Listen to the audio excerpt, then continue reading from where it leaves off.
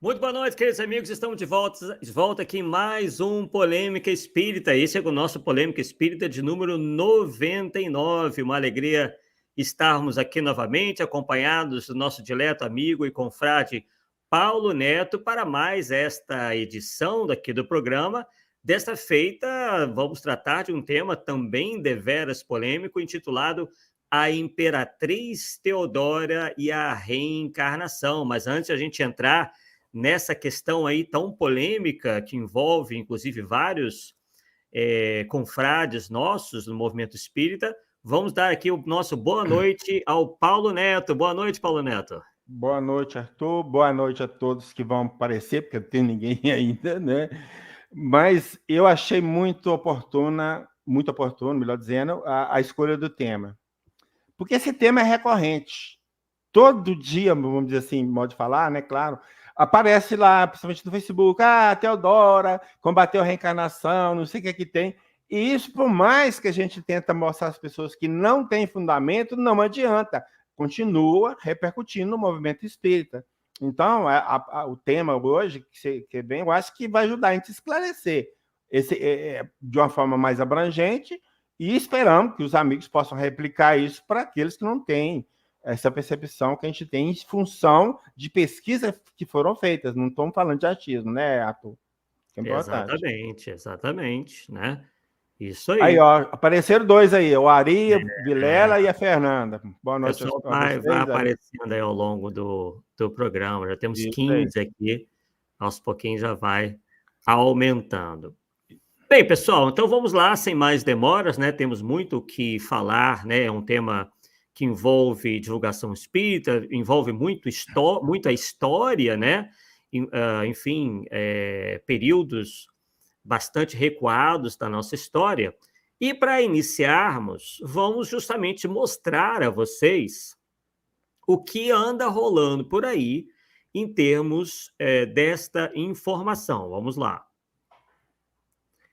Esse slide aí, pessoal, demonstra o que tem sido divulgado dentro do movimento espírita acerca desse suposto fato histórico envolvendo a reencarnação e envolvendo a Imperatriz Teodora. Então, está dizendo ali, olha, foi no segundo concílio de Constantinopla, em 553 depois de Cristo, que o imperador Justiniano e sua mulher Teodora decidiram proibir a crença na reencarnação, por achar que a crença no inferno eterno seria mais conveniente para coagir as pessoas à conversão.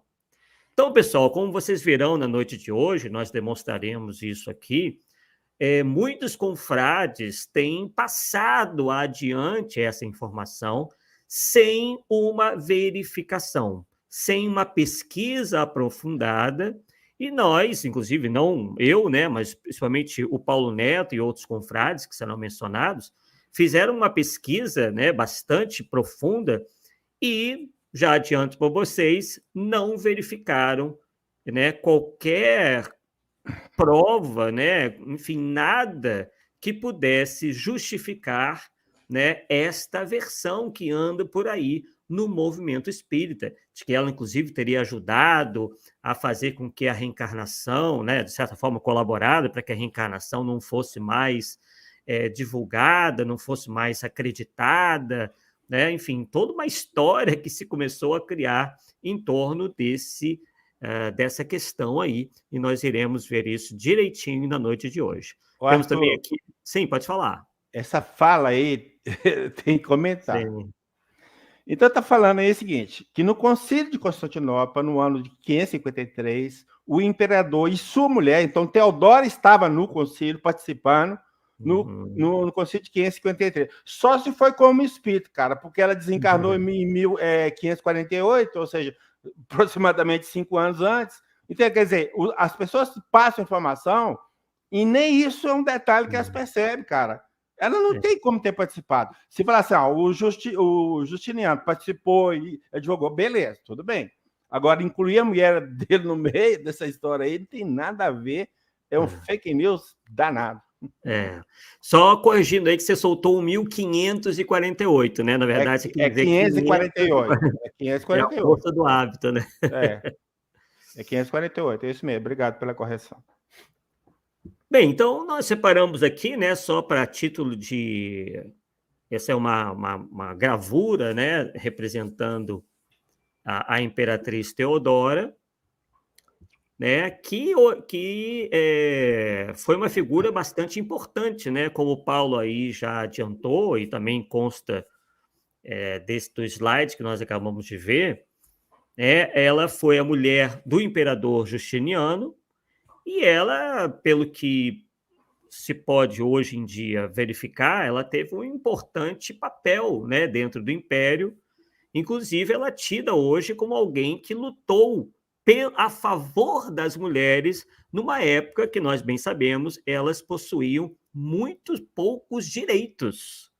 Então, a gente está falando de alguém que, segundo muitos historiadores, foi uma figura honrosa e honrada, pelo menos a partir do momento que ela se torna imperatriz, e aí, né, passa a ter mais poder para fazer as coisas, né?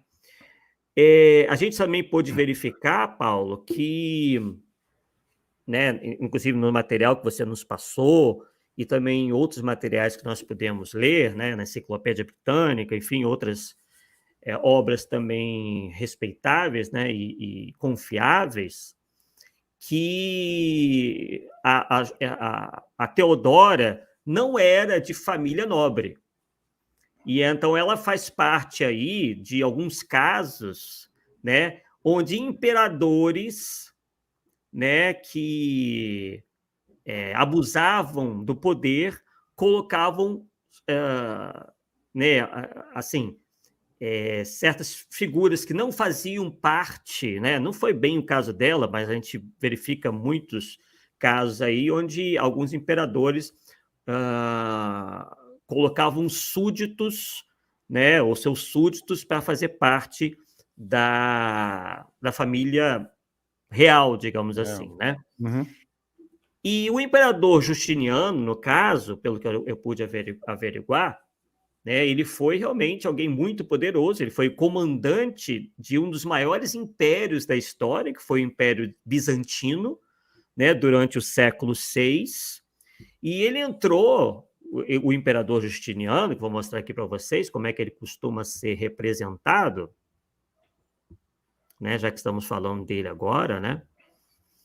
Ele entrou para a história como responsável por nada mais, nada menos que a base do direito, e foi responsável pela base do direito civil de muitos estados modernos, porque ele escreveu uma obra muito importante chamada Corpus Juris Civilis, ou Civilis, né, que é, inclusive, né, como eu já adiantei aqui, é a base do direito civil de muitos estados modernos, né? Quer dizer, é algo que sobreviveu muito tempo e foi levado em consideração por muitos juristas da atualidade, né? E aí, nessa história do Justiniano, ele ficou muito conhecido, né, Paulo, justamente por ter se casado com uma prostituta. Só que não é bem assim, né? Quer dizer, há uma certa dúvida em relação a isso, né?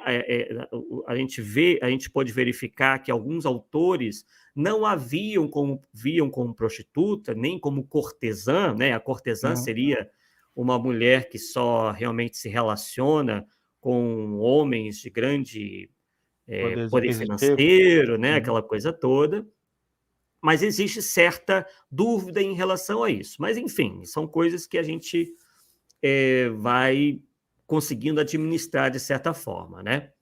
Mas muito que a gente sabe, tanto do Justiniano quanto da Teodora, e isso está muito bem exposto no material do Paulo, que nós vamos falar daqui a pouco, né? Vem dos escritos do Procópio de Cesareia, que nós, inclusive, colocamos aqui uma... não, o Procópio não tinha uma representação, né? O do Procópio não tinha. Mas o Procópio de Cesareia é uma figura muito importante nisso tudo, né? porque ele foi um historiador daquela época, né, um historiador bizantino do século VI, e as obras dele são a principal fonte de informação acerca do reinado do Justiniano. E aí é que vem, né, seria uma das fontes primárias, né, Paula? Seria a fonte primária disso tudo. E a gente pode verificar que nem em Procópio a gente vê muito embasamento para essa história que pervaga no movimento espírita, né? Então, mesmo indo na fonte primária, a gente até vê algumas semelhanças, mas nada que sequer lembre essa história aí da Teodora mandando matar 500 prostitutas, que a gente daqui a pouco vai analisar melhor. Estamos apenas fazendo com que vocês se ambientem um pouco mais com os personagens né, que estão envolvidos nessa história toda. Tá? Então, o Procópio de Cesareia é o historiador, é a fonte primária, né? Ele narra muita coisa. Tem um livro, por exemplo, chamado História Secreta, né? Onde ele faz alguns comentários bastante fortes sobre a Teodora, alguns até considerados pornográficos, né? Porque parece que ele não aliviou muito para o lado dela, né? Talvez aí é que esteja a origem dessa história toda, só que o pessoal andou exagerando demais, tá? Então, o Procópio tem uma grande importância nisso tudo. E aí, pessoal, o que acontece? Como nós dissemos há pouco, muito da vida dos dois a gente toma conhecimento a partir dos escritos do Procópio de Cesareia, que era, na verdade, um secretário pessoal de um general do Justiniano, né? E ele acaba escrevendo um livro criticando não só o general, mas, como eu já disse para vocês, a Teodora e também o próprio imperador, né? E a Teodora, ele sempre chama, né, a imperatriz de do prostíbulo, quer dizer, ele sempre está fazendo referência a esse suposto passado dela, né, como prostituta, né? Mas afinal, né, quem seria essa suposta prostituta que conquistou o coração do imperador, né, lá dos tempos do Bizâncio? Bem, o que a gente sabe ao certo sobre a Teodora? A gente coletou as informações de que ela nasceu em 495 depois de Cristo, né? E ela teria ficado órfã de pai. O pai era um adestrador de ursos, né? É engraçado isso, né? Adestrador de ursos. E ela perdeu o pai quando ela tinha 5 anos de idade. Já a mãe era artista de teatro e ensinou o ofício para sua filha. E aí é que vem um pouco da explicação, né, Paulo, de por que ela tenha sido confundida, né, com prostituta, porque naquela época, né, as pessoas do teatro eram mal vistas, muito mal vistas, principalmente as mulheres. Né? É uma coisa que, inclusive, até, sei lá, na época dos nossos pais e tudo mais, ou no início, ou até a metade do século XX, perdurou. Nenhum pai, nenhuma mãe, pelo menos aqui no Brasil, queria que os filhos, principalmente as moças, né, fossem trabalhar na rádio, fossem trabalhar no teatro, porque era algo muito mal visto pela sociedade. Agora, vocês imaginem aí 1.500 anos atrás, né? Então, aos 15 anos, a Teodora já era atriz, comediante, dançarina e mímica. Era ser mímico naquela época era algo que entretinha muito as pessoas, tá? Então, ela acaba também se tornando uma grande estrela do hipódromo, Os hipódromos, né, onde as corridinhas lá, as corridas lá do cavalo, eram o divertimento principal em Constantinopla naquela época. Seria o estádio de futebol de hoje, né? Então, ela acaba se tornando aí a estrela do hipódromo, que era, como eu já disse, um centro esportivo, social e cultural preferido naquela região da Constantinopla. E, na época, como eu já disse, né, era extremamente comum as atrizes serem também prostitutas. Então, na verdade, não se sabe ao certo se ela realmente, em algum momento, né, fazia esse tipo de trabalho, né, para conseguir dinheiro, né, ou se isso deriva do fato de ela ser atriz, porque naquela época ser atriz era também ser prostituta. Tá? E aí ela se casa aos 18 anos com um governante muito rico, só que o casamento não durou muito tempo. E aí ela volta a Constantinopla, ela se ausenta um tempo, ela depois retorna a Constantinopla para viver numa comunidade no deserto. A Teodora morou numa comunidade meio ascética no deserto, né? E aí foi nesse momento, Paulo, e você sabe muito bem disso, porque o material que você me passou cita um pouco isso, que ela passa a adotar uma vertente do catolicismo que considerava Jesus uma divindade, né? Ele, quer dizer, ele não era um homem, né, digamos assim, não homem, era o Jesus não homem, né? Então, era algo que a religião, por exemplo, católica, hoje não apresenta. Então, era uma ideia um pouco diferente do que nós temos hoje, né? E aí, pouco tempo depois, ela renuncia ao seu trabalho de atriz e passa a viver próximo ao palácio lá do Justiniano como tecelã. E aí, essa proximidade com o palácio e com o próprio governo leva a Teodora a Justiniano, que então se apaixona por ela, né? Segundo diz os relatos, ele se apaixona pela encantadora beleza e forte personalidade da Teodora. Só que ele ainda não era imperador. Quem era imperador na época em que Justiniano conhece a Teodora é o seu tio Justino, né? Que não aprovava o casamento, né? Porque isso era tido como ilegal, porque lá no reino deles era proibido, né, se casar com atrizes. Tá? Não se tinha certas regras em relação aos casamentos dos nobres, né?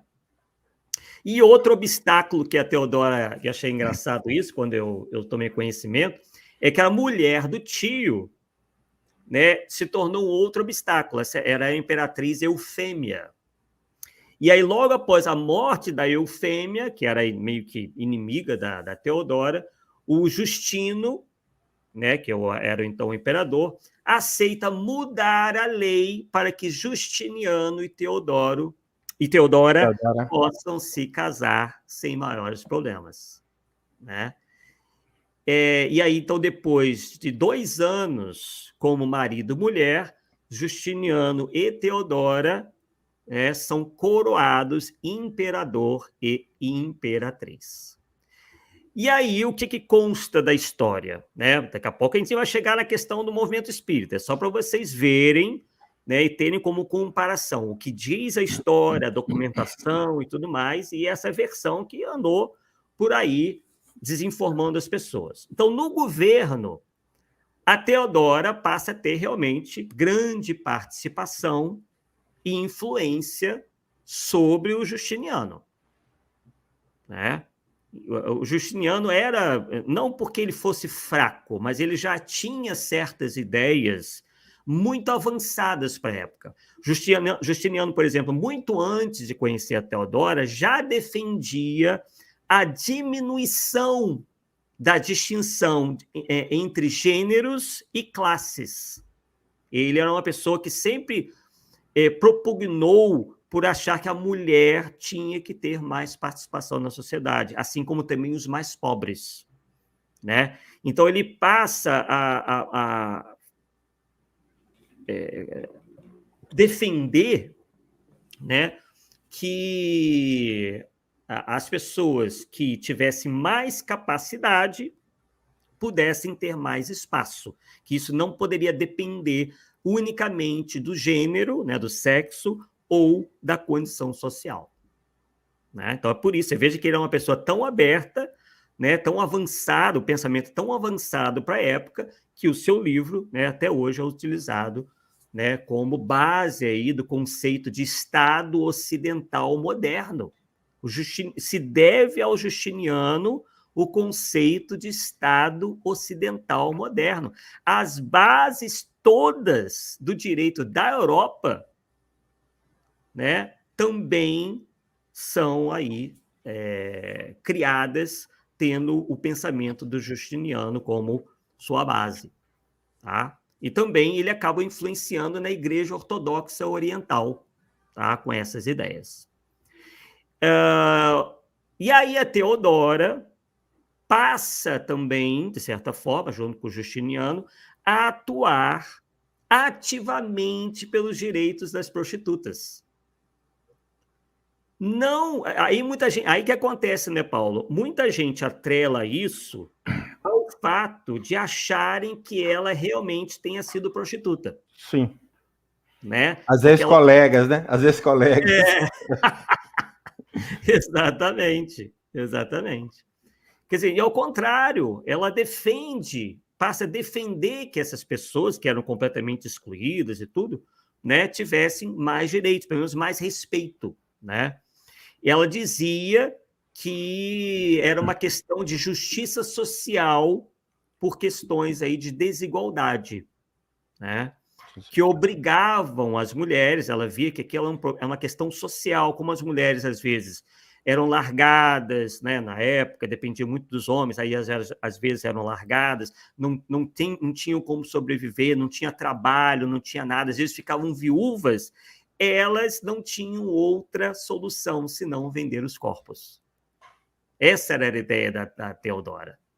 Então, ela via como uma questão de um problema social mesmo, né? Que obrigava as mulheres a oferecerem seus corpos. E aí ela passa a fechar os prostíbulos, cria abrigos e aprova leis que acabavam com a prostituição obrigatória. Eu não entendi bem, né? Eu me deparei com as informações, mas não sabia, assim, não consegui entender exatamente o que eles chamam de prostituição obrigatória. Não sei se...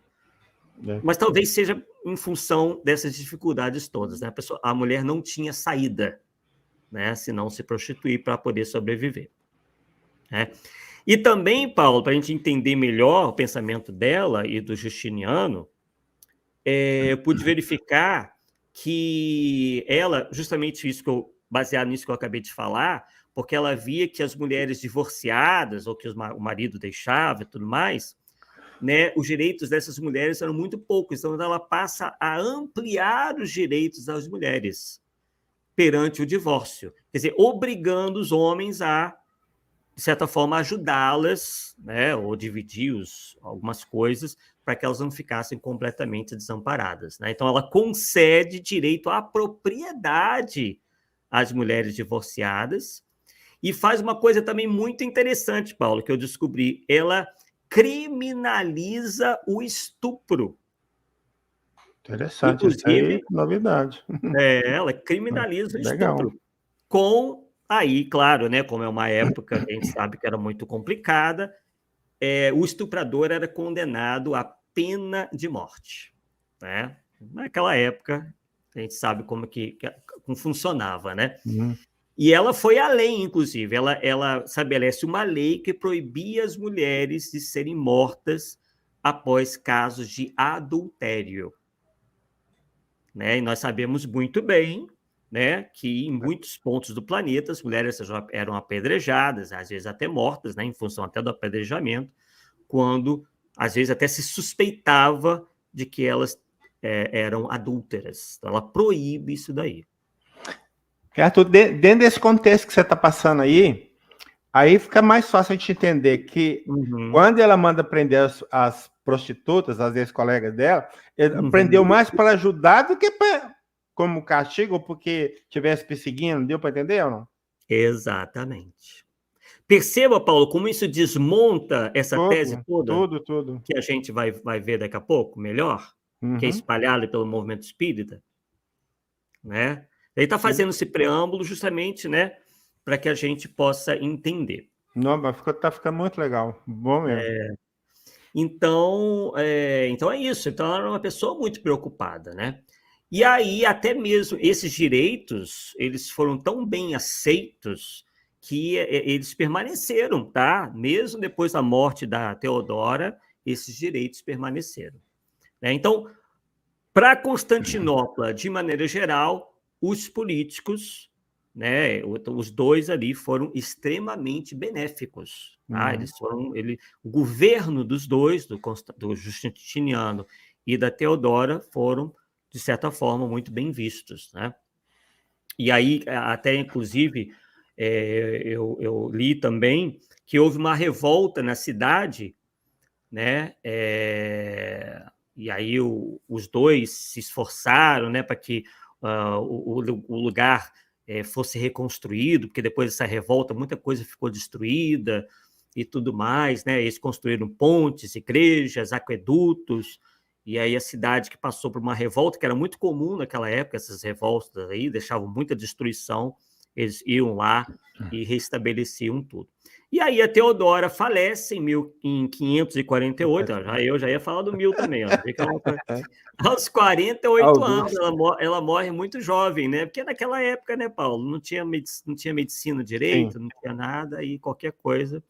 E o Justiniano, inclusive, cai numa profunda tristeza, né, depois da morte dela. Bem, aí, então, depois dessa breve história aí que nós contamos da Teodora, tudo muito bem, acredito, né, pelas fontes que eu pude pesquisar e também que o Paulo me ofereceu, que ele já pesquisa essa questão já há muito mais tempo que eu, né, a gente pode, então, já entrar nessa problemática toda, né, Paulo, de que anda por aí, que ficou muito... Eu acho que essa história foi muito impulsionada por uma palestra, né, do médium e tribuno baiano, como é conhecido, Divaldo Franco, né, que ele proferiu em 25 de março de 2006, no Centro de Convenções do Parque Barigui, em Curitiba, no Paraná. Tá? Inclusive tem no YouTube, tá? Quer dizer, pelo menos parece que tem ainda no YouTube, tá lá no site, no canal da Federação Espírita do Paraná.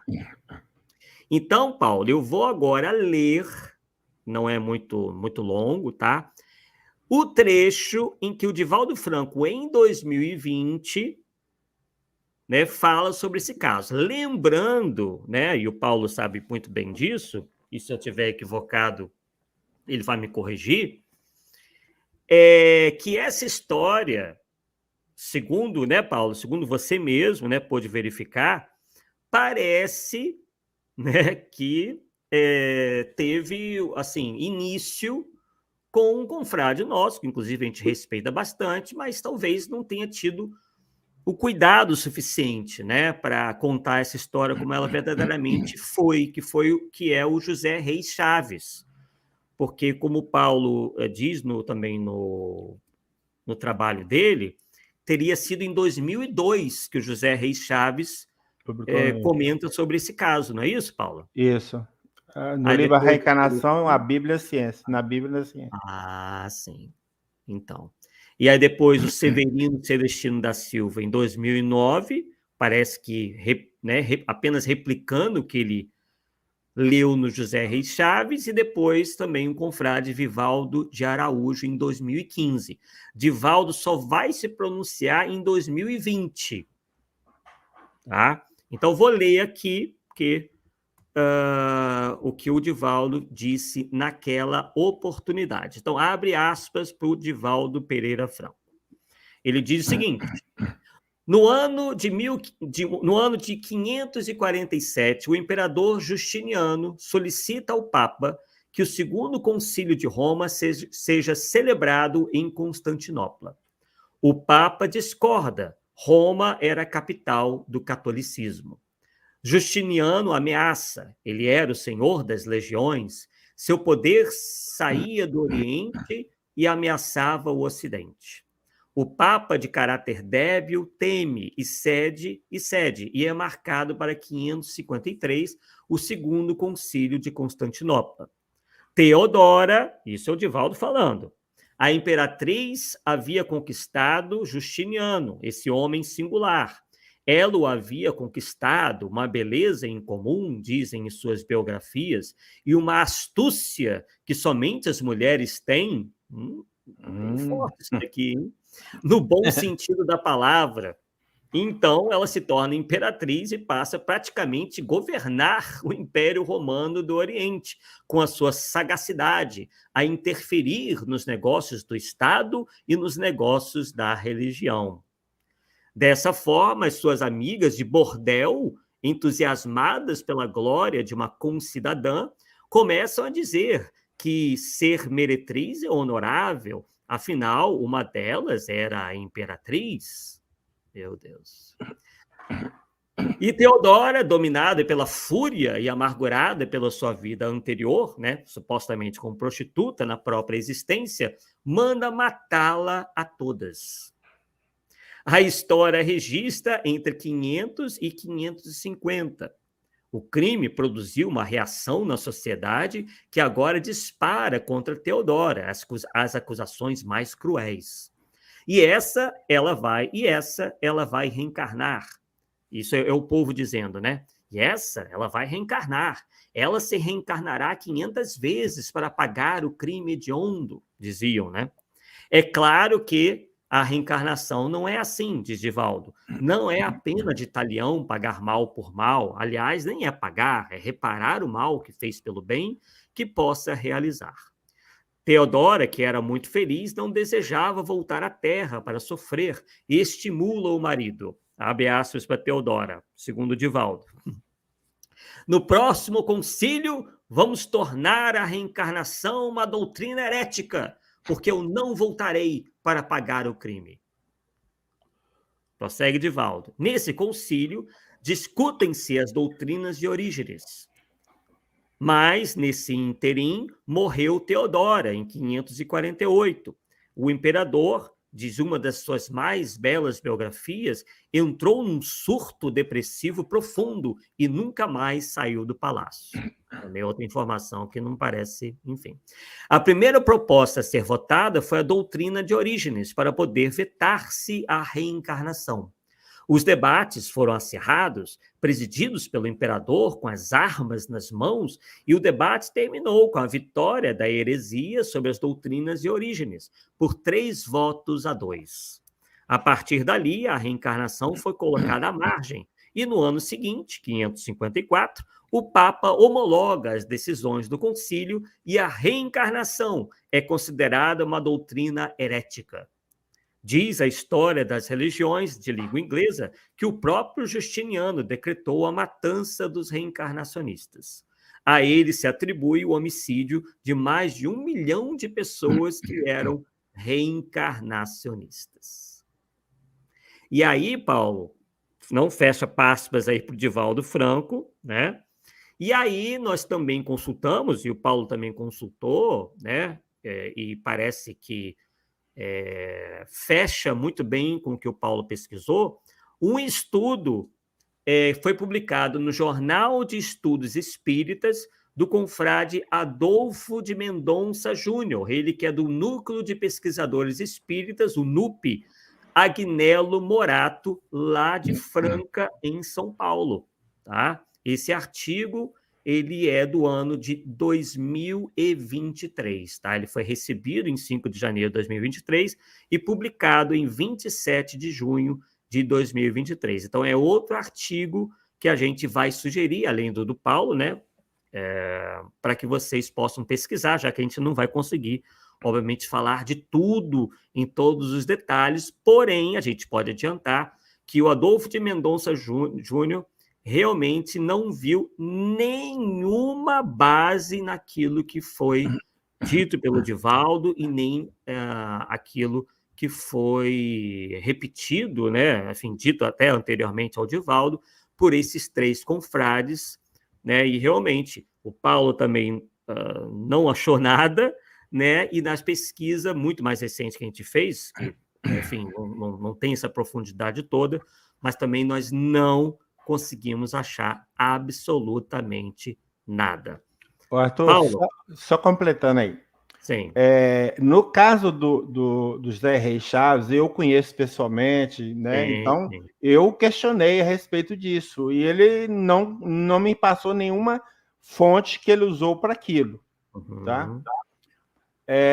O Severino, na verdade, eu acho que ele leu Chaves, porque o Chaves é a referência na bibliografia dele, então ele usou Chaves. O Divaldo também acho que provavelmente deve ter utilizado. E o Divaldo também, eu mandei um e-mail para ele, infelizmente eu não tenho cópia, questionando isso, e a resposta também foi genérica, sem passar a fonte. Então fica assim, o que a gente observa, uma fala de alguém é replicada várias vezes e as pessoas não sabem nem se o cara está falando certo. Né?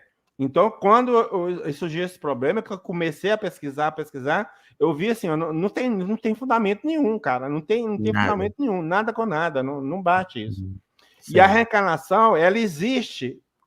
Se a gente quer provar, sustentar a reencarnação, nós vamos buscar a ciência. Não vamos buscar Teodora ou Bíblia, sei lá o que for, para sustentar, não. Vamos buscar a ciência. E eu acho que eu tá comentando com você, né? Que hoje, dentro da minha percepção, eu poderia falar que a reencarnação está provada cientificamente falando, pelo número de casos que foram pesquisados por várias pessoas, né, pelo menos uns 3 aí, tem um número suficiente, né? Então, isso aí. Sim. E aí, só para a gente reforçar aqui a posição desse nosso confrade espírita, né, que escreveu esse artigo, que é o Adolfo de Mendonça Júnior, né, que vocês podem encontrar, ele diz o seguinte, ó, deixa eu ver se eu acho aqui, eu separei, achei muito interessante essa parte aqui, ó. Não encontramos nenhuma comprovação de que Teodora mandou matar 500 prostitutas.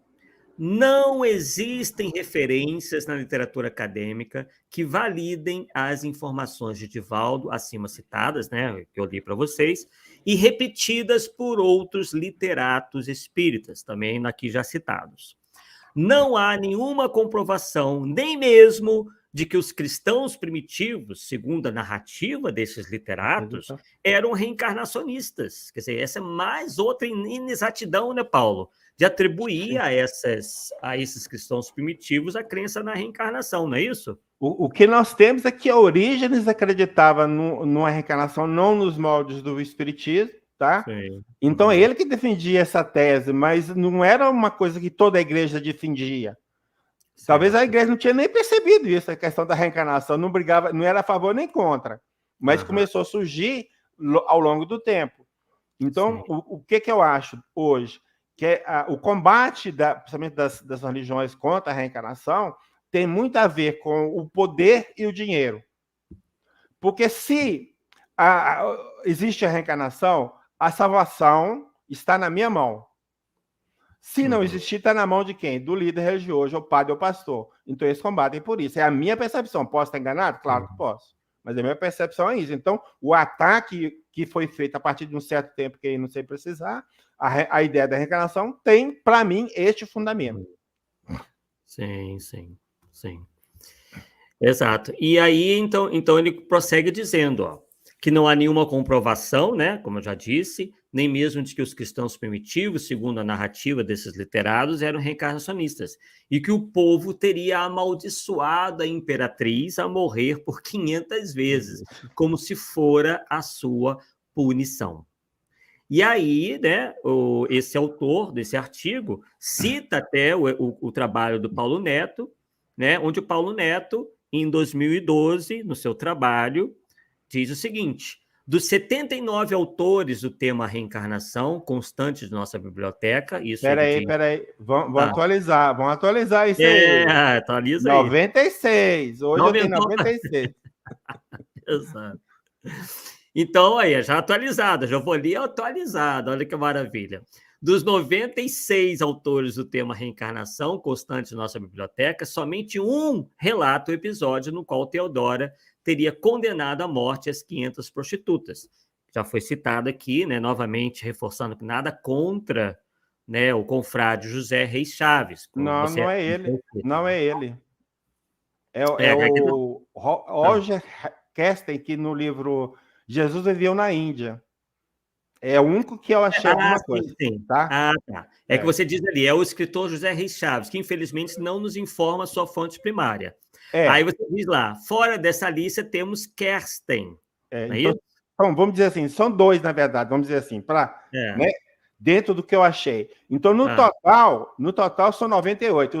Os 96 mais esses dois, 98. Então, não dá 2%, cara. 2%. Menos, não dá, cara. Como é que eu vou aceitar 2% de que vai defender uma tese quanto o resto? De jeito nenhum. Tem como. Não tem como. E é por isso que você diz no seu texto, né? Em razão disso, julgamos ser muito pouco para um assunto tão grave quanto este. Sim. Quer dizer, esses 2%, aí, menos de 2%, porque agora são 2 em 96, né?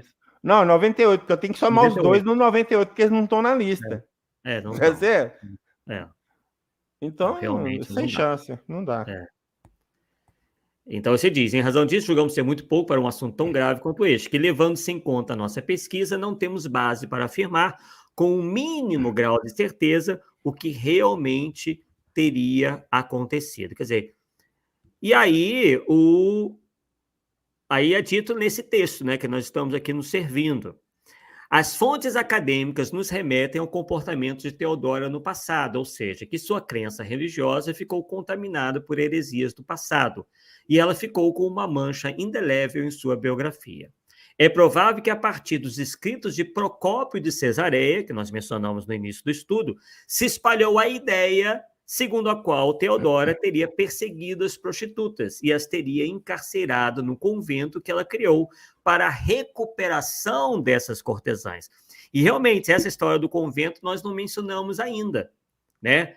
E, realmente, parece ter existido, né? Ela recolheu algumas dessas mulheres a esse convento e passou-se a dizer aí também o seguinte, que algumas mulheres, né, que assim não se acostumaram tão bem à disciplina do convento e todas as limitações, passaram a se suicidar, né? Se suicidaram.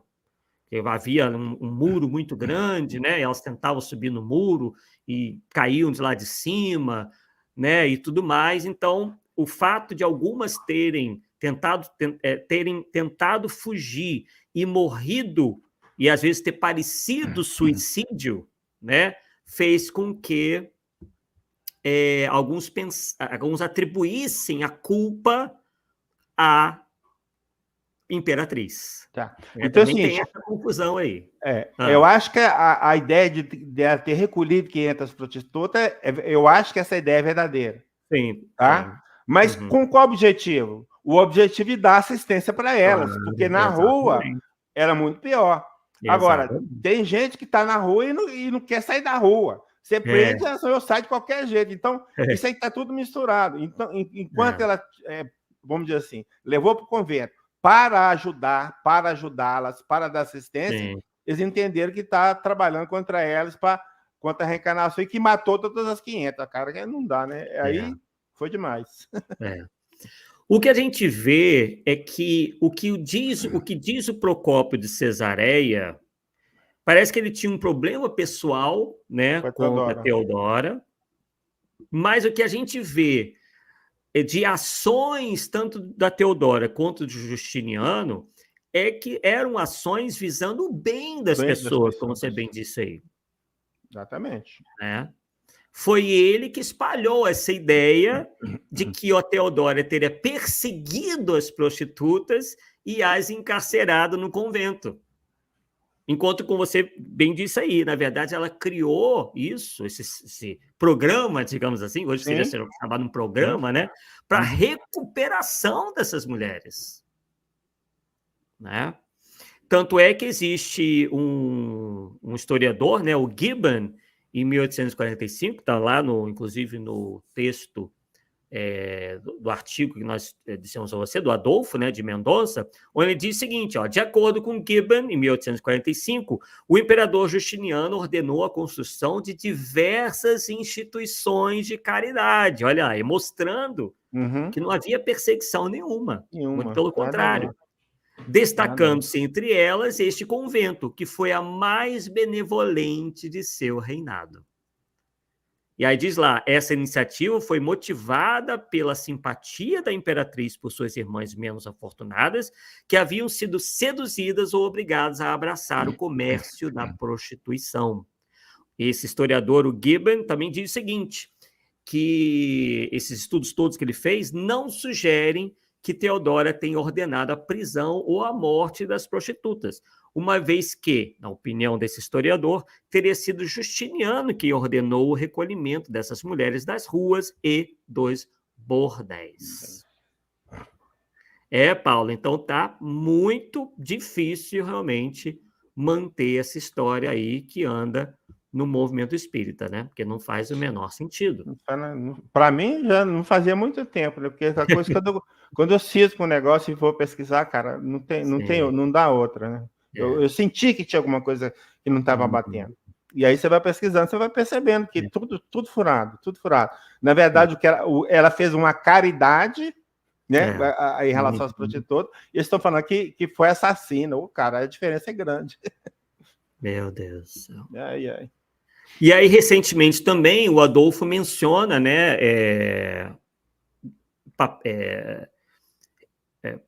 estudos acadêmicos mais recentes, né, um de 2014 e outro de 2022, dizendo o seguinte, ó, Teodora sempre prestou auxílio às mulheres aflitas. Certa vez, devido a uma lei, muitas ex-prostitutas foram abandonadas à própria sorte, sem ter acesso aos rendimentos que tinham conseguido em sua antiga profissão. Teodora, possivelmente sacando moedas de ouro de seus cofres particulares, resolveu o caso, distribuindo ouro para todas as ex-rameiras. Fecha aspas ali. Então, isso somado àquilo que nós encontramos, né, em outras fontes, né, e está tudo convergindo, né, que essa história realmente não tem menor fundamento, não tem nem pé, nem cabeça. Né? E talvez, Paulo, você tenha estranhado, porque algo assim seria, assim, uma informação mais popularizada. A gente, em algum momento, né? O Orígenes. Para dois autores só citar, então, isso aí, todos os historiadores iam falar isso.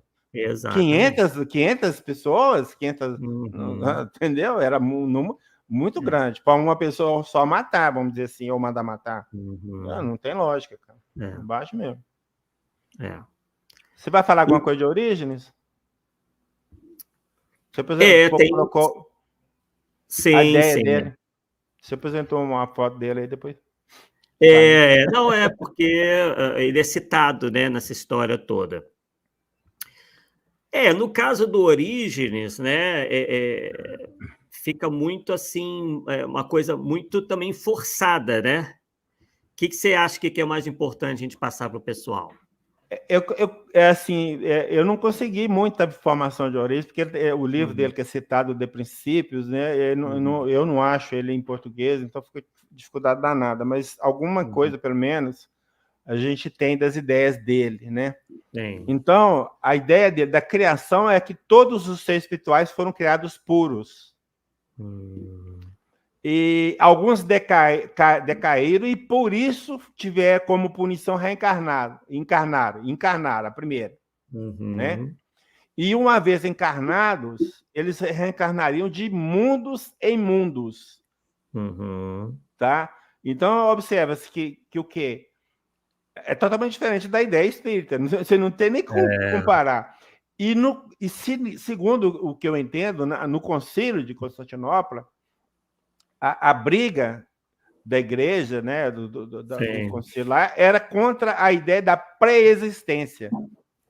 E, obviamente, você acabando com a pré-existência, automaticamente você acaba com a reencarnação. Mas a pré-existência dele é no sentido de que foi criado, caiu. É a tese de Rustem, cara. Está aqui. Tá certo? Foi criado por e caiu. Então, não é o que o Espiritismo prega. E não é isso que a gente prega. Então, não tem nada a ver uma coisa com a outra. Né? E lá não tinha essa preocupação, vai reencarnar. É óbvio que se a gente for estudar, principalmente a cultura hebraica da época de Jesus, você tem o historiador Flávio Joséfo, né? Ele traz o pensamento dos fariseus da época dele, e ele era um fariseu, que algumas almas eram punidas e ficavam no outro mundo. A punição era ficar lá. As que eram agradáveis a Deus, que, né, caíam na graça de Deus, reencarnavam. Tá? Então, a ideia, a reencarnação era uma benção, porque eles não acreditavam nem tanto em vida após a morte, né? Da forma que a gente acredita, ou talvez ficava de uma outra vida, dormindo, sei lá, não sei o que acreditar, mas... E eram somente seres especiais. Então, dá a ideia, pelo menos para mim, que essa ideia de reencarnação dos fariseus era só em relação aos profetas, aos homens escolhidos por Deus. Eles voltariam, não era para a população em geral. Tá? É tanto que, por exemplo, quando Jesus pergunta assim para os discípulos, quem dizem, né? Ou seja, quem o povo diz que eu sou? Uns acham que seja Jeremias, Isaías, Elias, não sei o quê. Então, porque eles tinham ideia, eu só citar o nome de profetas. Então, porque eles tinham essa ideia de que os profetas poderiam receber o prêmio, olha, você vê, receber o prêmio e reencarnar na Terra. Os ruins ficaram tudo lá de lá. O que eu separei aqui do Orígenes, né, realmente, o que se sabe aí é que ele realmente teve algumas ideias combatidas, né, nesse concílio, mas alguns atribuem que alguns dos seus pupilos, seus discípulos, né, que são chamados de origenistas, foram eles que meio que deturparam, exageraram algumas doutrinas do Orígenes, né, fazendo com que isso acontecesse. Mas realmente a gente encontra, né, que ele acreditava na tese da pré-existência da alma e que defendia uma doutrina que eu fui buscar, não entendi muito, chamada de apocatástase, que seria uma espécie de restauração universal, né? Onde seria quase como que pelo que eu entendi, era como se nós fôssemos voltar para o corpo de Deus, ou algo parecido. Mais ou menos por aí. Né? É o que dá para entender. E essas ideias foram realmente condenadas no Segundo Concílio de Constantinopla, em 553. Vê aí que eu coloquei para você, comparando a ideia de origem do Espiritismo. No slide. Tá, vamos lá, vou acrescentar. Posso? Sim. Sim. Interessante, ó.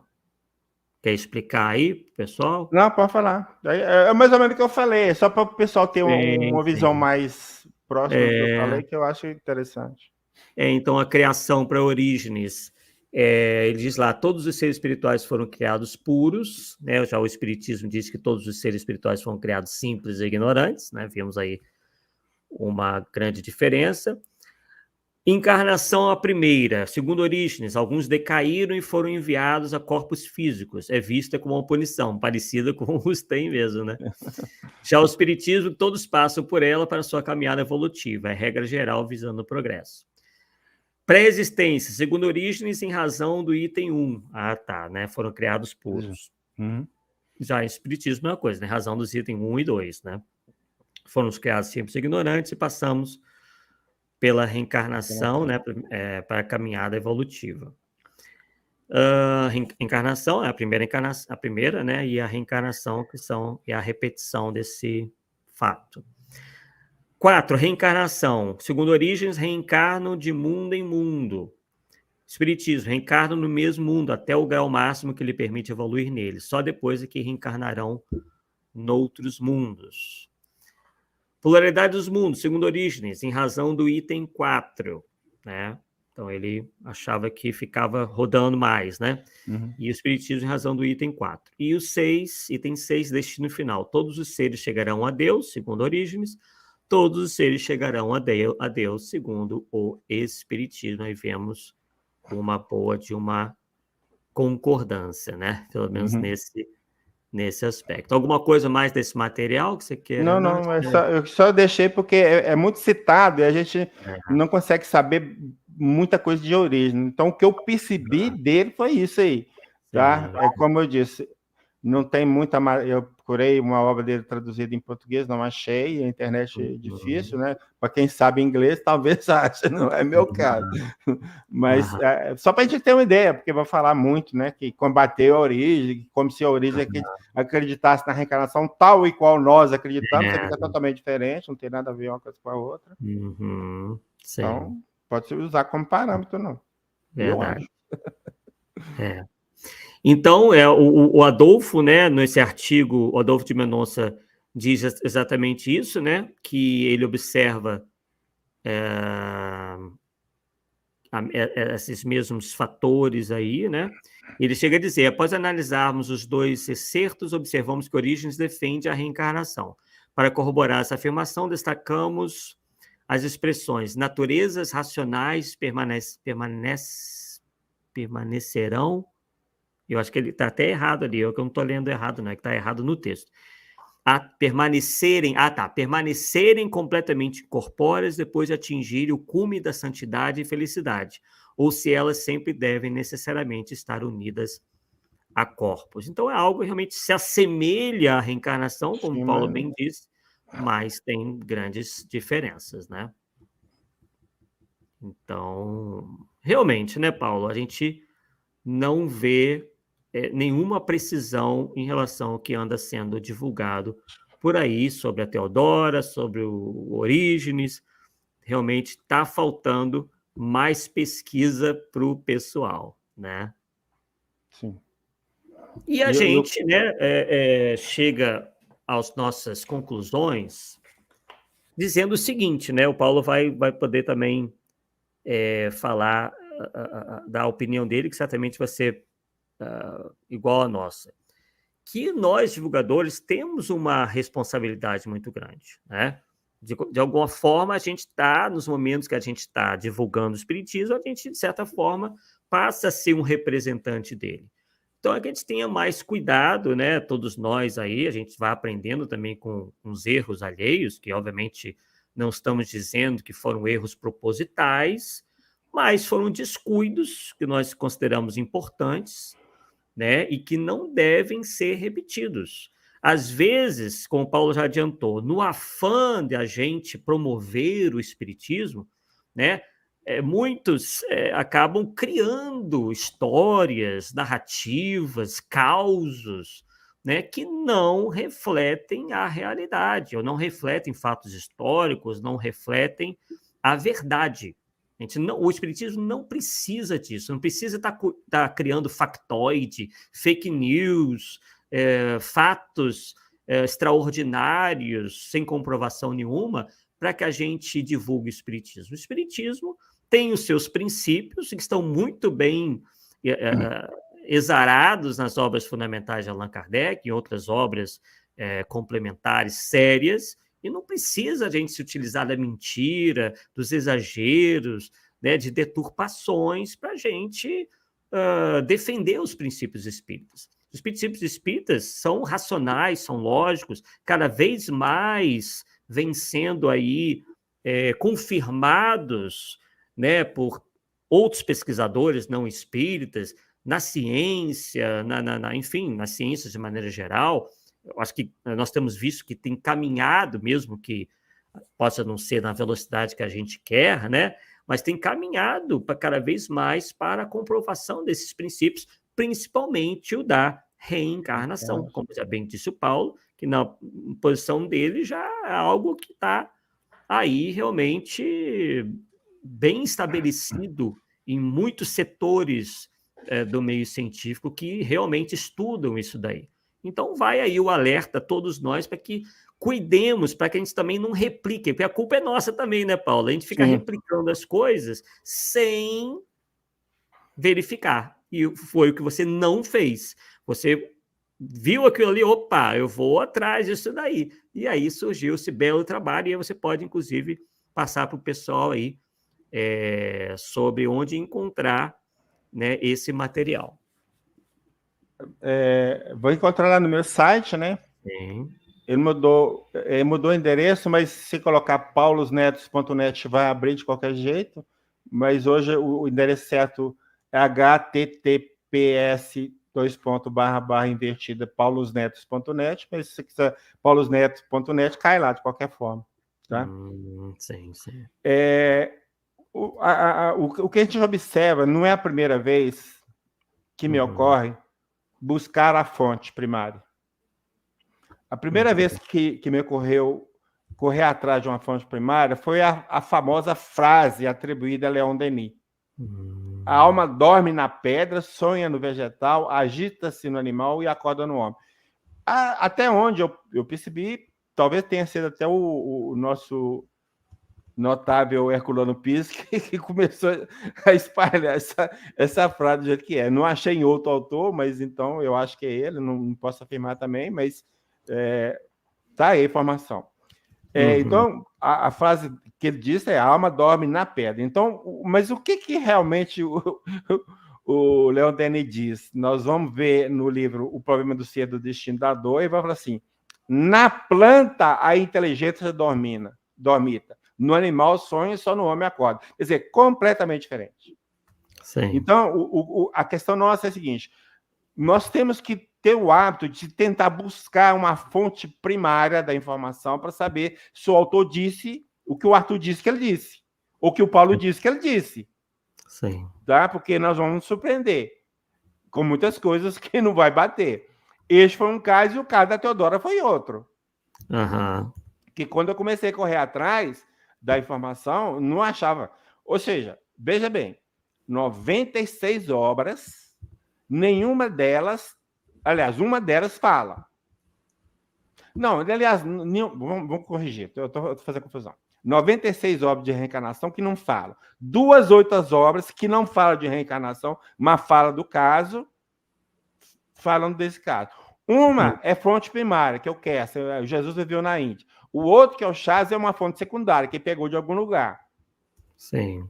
Dentro de um conjunto. Então, como nós falamos, e o Arthur bem alertou, um caso grave desse, vamos dizer assim, uma repercussão fantástica pela época, matar 500 mulheres, todo mundo ia falar. Todos os autores iam falar, todas iam falar. Ninguém falou. Ou um só falou, é muito para aceitar, eu acho. Como pesquisador, eu bato contra. Tá certo? Numa situação dessa, sinto muito. Eu bato contra. De jeito nenhum, não tem lógica. E dentro da sua percepção, da sua análise, que eu acho que você trabalhou um ângulo totalmente diferente do que eu trabalhei, mas foi muito bom mesmo, tentar mostrar, vamos dizer assim, o caráter da Teodora e de Justiniano, que é um caráter de pessoas preocupadas em assistir às outras pessoas, em cuidar e amparar. Quer dizer, então você pega duas pessoas com um caráter desse, como é que vai justificar que ela tenha mandado matar 500 prostitutas? Não bate, cara, não bate. Então, são coisas que a gente tem que correr atrás. Então, o importante para nós, então, em relação a qualquer informação, é buscar a fonte primária para saber se a informação está certa ou não. Não aceitar nada de ninguém, nem do Paulo, nem do Arthur, nem de ninguém. Vamos correr lá atrás para ver. O Paulo falou assim, está no livro Agenda, página tal, corre lá para ver se é aquilo mesmo. É isso que a gente tem que fazer. E aí a gente vai descobrir coisas interessantes, e vai até mesmo falar assim, não, o autor está certo, ótimo, então é um conhecimento que eu vou aceitar. Se não, meu amigo, sinto muito. Você vai entrar em contato, Arthur, aquele negócio que você falou lá, não está batendo, o que você me diz disso? O Arthur, não, Paulo, você tem razão. É isso que eu acho que a nossa posição como expositor, como escritor é essa. Se alguém nos provar que a gente está errado, nós vamos mudar de opinião. Mas eu sempre vou naquele meu ditado, né? Achismo por achismo, eu fico com o meu. Isso aí. Agora, a percepção de abrir mão de um pensamento a favor da verdade, olha para você ver a diferença. Sim. A favor da verdade, todos nós temos que abrir mão. Não tem jeito. Não tem jeito, tem que fazer isso mesmo. E aí que nós crescemos como pessoas humanas, como espíritas que precisam crescer também dentro do conhecimento espírita e transmitindo para as pessoas a verdade, não o que nós achamos que é. Ou nem impondo também, né? Porque tudo que nós falamos, se a pessoa quiser aceitar bem, não quiser, amém também. Nós passamos a informação, cada um cuide de si, né? Cada um cuide de si, né? O nosso papel foi feito.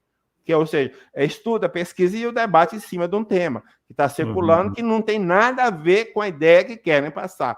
Este é o ponto principal, né? Até comentando com o Arthur, gente, que vai parecer que o Paulo é incoerente, né? Eu tenho um artigo, artigo não, já virou e-book, né? A reencarnação na Bíblia. Cara, você fala que reencarnação não precisa de provar nada. Como é que você está querendo provar a reencarnação na Bíblia? Eu não quero provar a reencarnação na Bíblia.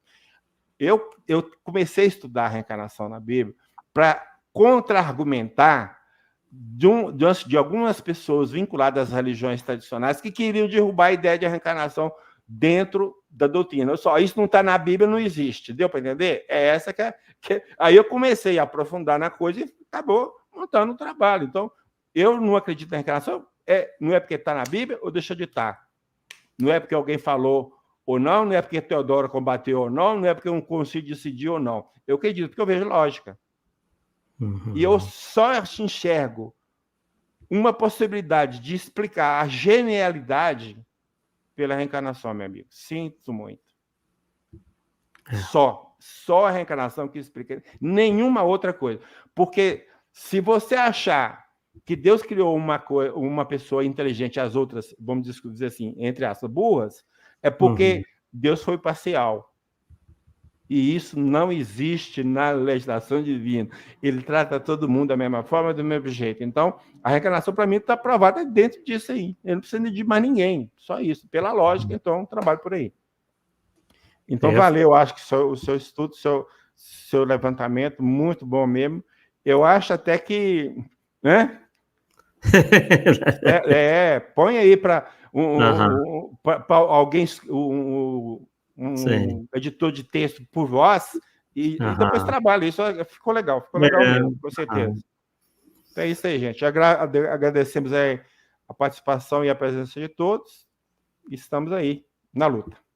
Isso aí, né? E também quem quiser, além do artigo do Paulo, que nós já colocamos aí, né? Com o nome, tudo certinho. Quiser também achar o do Adolfo de Mendonça. Eu tenho a impressão que o Adolfo está no meu site. Deixa só um minutinho aqui, Arthur. Espera aí, só um minutinho. Eu acho que eu coloquei lá. Eu falei com ele. Adolfo, né? Isso. Mas quem quiser... então tá no seu site também, esse do Adolfo, será? Tá? Tá não. Só no Jornal Espírita. Eu pensei em colocar, mas depois deve ter desistido, ele não me respondeu. Mas também é um trabalho bastante interessante, que cita o Paulo, e que se chama Imperatriz Teodora, Orígenes e a Reencarnação, né? Então, a gente também sugere, né? Aliás, Imperatriz Teodora, Orígenes e a Reencarnação no Cristianismo Primitivo, um estudo comparado, né? Ele que é lá do Núcleo de Pesquisas Espíritas, Anhelo Morato, lá de Franca, em São Paulo. Então tá aí, pessoal. Esperamos que isso possa ajudar, né, para que essa história definitivamente não seja mais aí replicada no meio espírita. Não aconteceu nada disso que nós mostramos aqui. Vou até mostrar novamente, ó.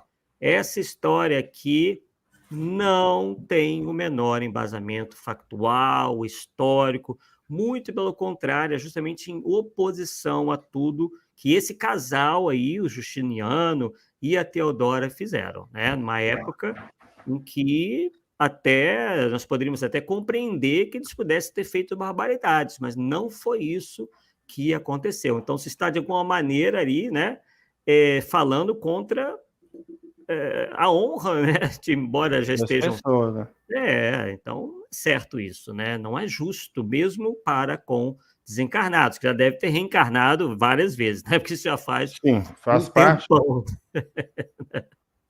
Com certeza.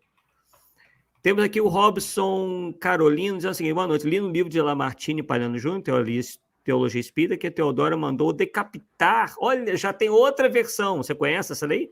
As prostitutas, devido à vergonha sentida pelas ilustres visitas no Concílio de Constantinopla. Confere. Eu já fiz questão de tirar um print aqui, porque depois eu vou conferir na obra dele, tá certo? Mas a informação não confere, não. Pelo que nós passamos aqui, pelo que levantamos, de jeito nenhum. Nada, de jeito maneira. De jeito nenhum. Né? O pessoal não conhece essas figuras históricas. O Justiniano, como nós dissemos no início, é uma figura reverenciada até hoje. Ele não teria permitido algo assim. Né? E também não parecia que era, né, dado o caráter da Teodora ter feito esses absurdos. Né? Então, Robson, não sei, deve ter chegado só agora, né? Fala, Paulo. Ô, Robson, depois você entra no meu site, vê lá o artigo pequeno, lá está escrito assim, olha, o título, Teodora e as 500 prostitutas. Pesquisa lá, você vai encontrar o artigo, você lê, é um artigo pequeno, mas eu dou um resumo lá a respeito disso. Maravilha. Então, mais uma... que isso aí se espalhou mesmo, né? Fernando Linhares dizendo aqui, nossa, telefone sem fio. Sim. Houve a história, mas pesquisar que é bom, é terrível, né? Enfim, pessoal, então agradecemos aí a participação de vocês. Esse é o nosso programa 99, né? O próximo é o do número 100, né? Então, estamos aí prestes a completar 100 programas do Polêmica Espírita. Paulo, mais alguma coisa para a gente encerrar? Cara, nós estamos sobrevivendo a 100 programas, cara. O que é isso? Quando nós começamos lá, pensei que não ia durar muito tempo, já tem 100 programas já. Não, muito bom. Mas valeu mesmo. É verdade. Não, é só agradecer mesmo novamente a participação de todos aí, né?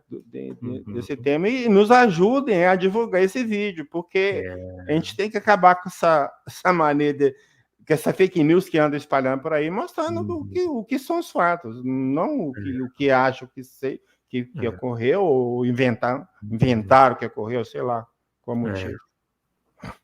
É verdade. Já estão surgindo outras versões aí, que mandou que decapitar, o negócio já está...